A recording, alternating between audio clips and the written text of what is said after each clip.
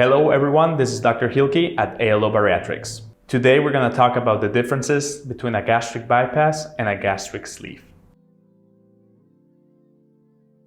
Both are considered bariatric procedures and they will both help you to lose weight and control all your metabolic problems. But they do have some differences. A gastric sleeve is a mainly restrictive procedure.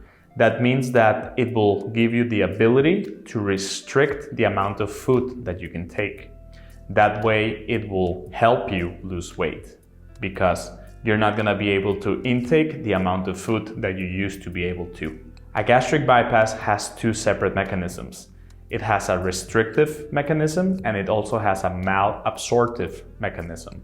That means that it will decrease the amount of food that you can take, and it will also decrease the amount of food that your body is able to absorb. That is why a gastric bypass is usually related to a greater weight loss than a gastric sleeve. In the gastric sleeve surgery, we basically cut your stomach, decreasing the total size of it. That is why if you used to have a gallon of capacity, we cut that, and now you have a decreased amount that you can take. A gastric bypass, on the other hand, we cut the stomach to create something that's called a gastric pouch, which usually holds around 1 ounce or 1.5 ounces of liquid, and then we bypass your intestine. That is why it's called a gastric bypass. Basically, the food that's gonna be going through your body is gonna go first into the small gastric pouch, and then it's gonna skip a couple of feet of intestine.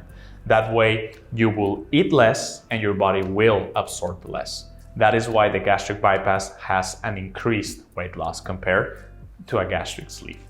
If you're curious to know which procedure would be better for you, just reach out to us through our webpage or our email down below, and we will have one of our surgeons check your specific case to recommend the best procedure that you could have.